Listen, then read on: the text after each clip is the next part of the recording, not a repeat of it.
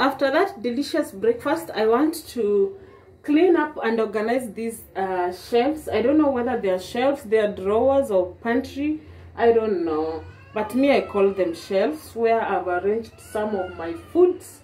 Yeah, mostly foods, and yeah, just foods. The only thing that I've stored up there is the juicer. So I want to remove them. It's not so dirty, but there's a lot of cockroaches. I cannot fumigate my house at the moment because the kids are at home, and also we have I fear doing that.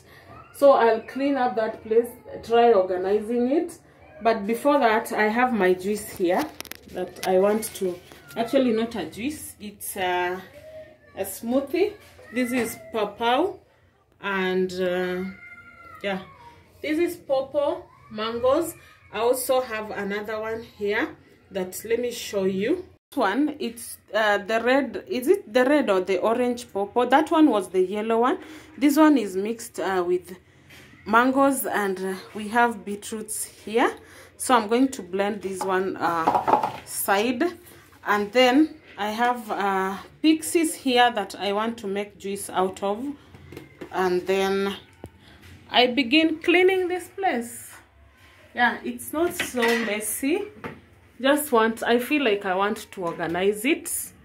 I just want to organize it. Some things I just scattered them, so I want to organize this place and put things in a neat manner. Also here, just wipe, nothing much, and also clean up these walls. As you can see, they have a little bit of mess.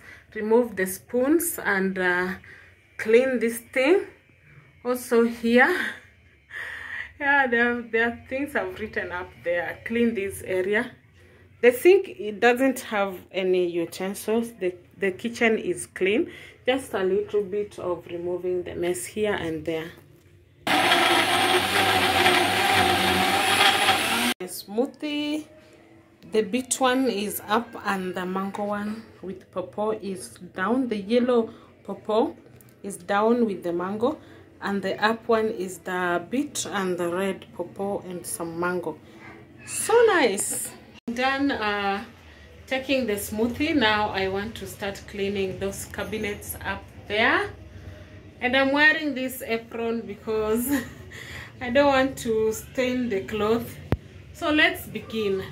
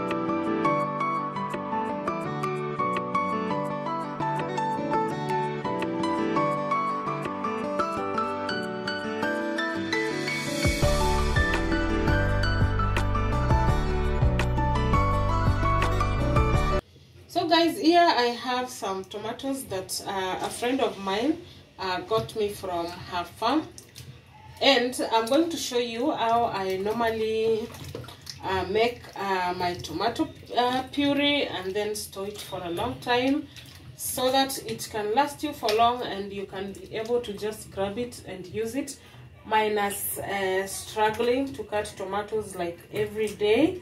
Removing this thing, it doesn't have any harm. These tomatoes are very much organic, so I'm going to cut them into half and then throw them into that pot and then get to cook them. So this is basically what I do. So I'm done chopping them or cutting them into half, and I'm going to steam them. So I will add some salt. This is actually sea salt, so I add enough so that whenever I'm cooking I don't add more salt, or rather taste my food first before adding it. So I'm going to add in a little bit of water. That's hot water, just a little cup, to help them boil up. You know, tomatoes have their own water, so when they boil they'll release some water and help them boil up. So I'll cover with this lid. So the tomatoes have steamed up, and I just let them cool down. It's been like 2 hours since they steamed, and then I let them cool down. So what I'm going to do is blend them. These are the jars that I'm going to use to store my tomatoes. Initially they were meant for spices, but I did not use them for spices. And fill up the blender. I'm not going to add any water. Basically you can see it has their own water. So I'm going to fill up my blender and then blend them down. Done, I'm going to pour them into my jars, and then I'll put a lid on them, and then I'm going to store in the fridge. This way it helps you a lot so in this way it makes work easier. When I want to cook, I don't really have to struggle, and this can stay in the fridge for a long time, as long as 2 weeks.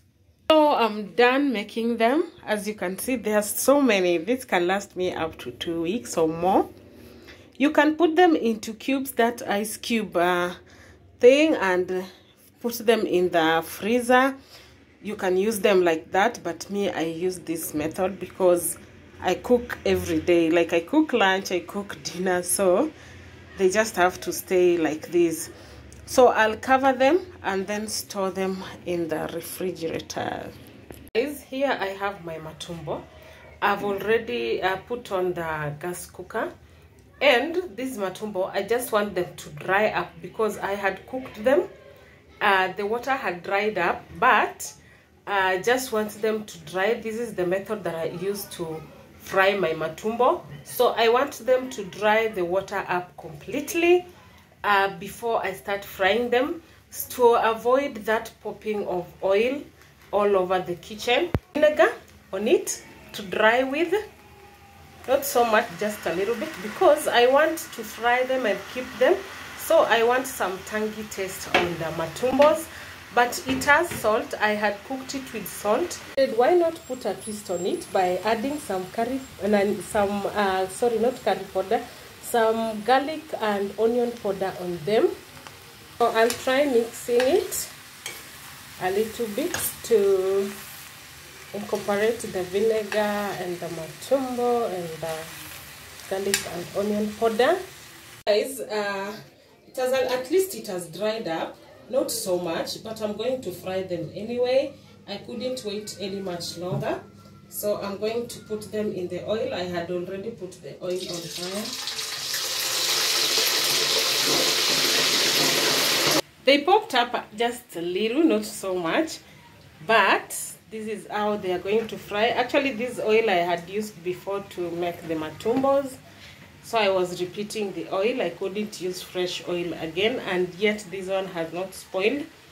So they are going to fry like that. That is high heat until they are golden brown or crispy. Yeah, let me call it crispy, not even, yeah, golden and crispy. See, they are ready. So I'm going to remove them from the oil and then put them on the paper towel to drain the oil. So guys, I'm done making the matumbos. As you can see, they are just they have dried up. You can get the sound. Let me try. You hear that?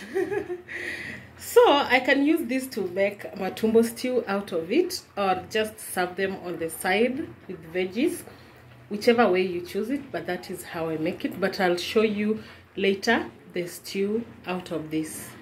Actually, this helps you preserve matumbos for long without having them in the fridge to smell. So I prefer using this procedure. You can tell me which procedure you use, so you can preserve your matumbo, or rather cow intestines. Try one. Can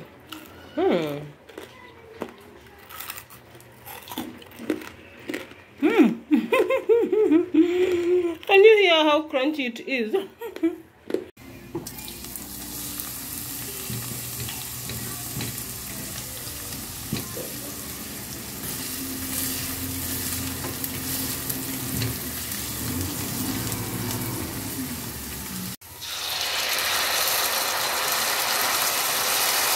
It was dinner time and I thought of making a wet fry matumbo, the matumbo that I had fried earlier. I decided to put tomatoes and onions only. I did not make a stew out of them as I had mentioned before. We ate with ugali and it was so delicious. To my returning subscribers, thank you so much for always coming back to watch my videos. To my new subscribers, feel most welcome. I appreciate your presence. And to those who are watching for the first time and you haven't subscribed, please do consider subscribing. Don't watch minus subscribing to this channel for more and amazing videos. Until I come your way next time, bye bye.